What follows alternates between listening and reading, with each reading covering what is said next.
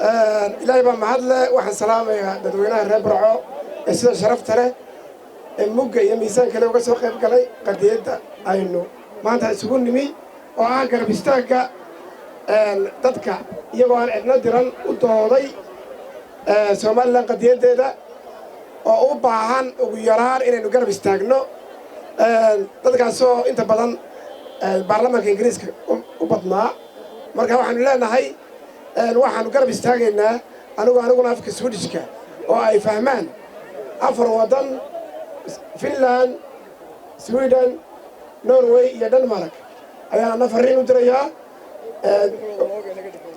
متقنا الدولة ده هي international community كل حجرة أما إنك تريدهن يرسح لي إن نقدر كأنه حركة كأنه وهاي نتصنع إن هاي يقولنا كهباتان Helsinger from Burra Andrestad i Somaliland. Somaliland har sitsat börjat ta sitt självständigt från Somalia 1991. Vi har varit ett eget land 1960.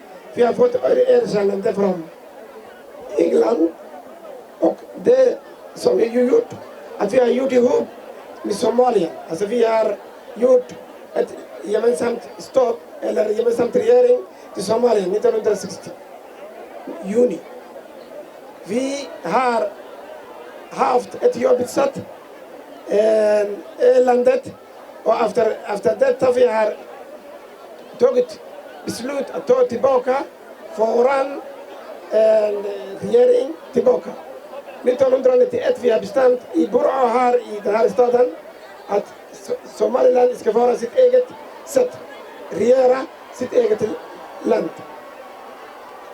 Jag vill här först och främst tacka Kevin Williamson som har tagit upp frågan att Somaliland ska ha erkännande. Det är dags att ha erkännande för att vi har gjort allt som man skulle göra för att starta och styra sitt eget land. Vi har gjort våra soldat, vi har tagit våra gränser tillbaka. Vi har gjort krig i landet och det finns inte så mycket att göra. Det finns inte så mycket att kriga. Vi har gjort allt som man skulle göra. Så vi vill att ni ska, precis samma sak till Storbritannien, jobba hårt, ta upp frågan och hjälpa till att stödja Kevin Williamson och andra. وهذا صعب قراءة وإذا فاهمين بلا sist men inte minst i Sverige finns en förening, Somalilandföreningar som vi vill härifrån att de ska jobba hårt och ta upp frågan. Vi ska skicka här rapport genom riksdagen i Somalilandriksdagen, skicka till Sverige att de ska jobba hårt och ta upp frågan. Det är dags nu att erkänna Somaliland. Tack så hemskt mycket.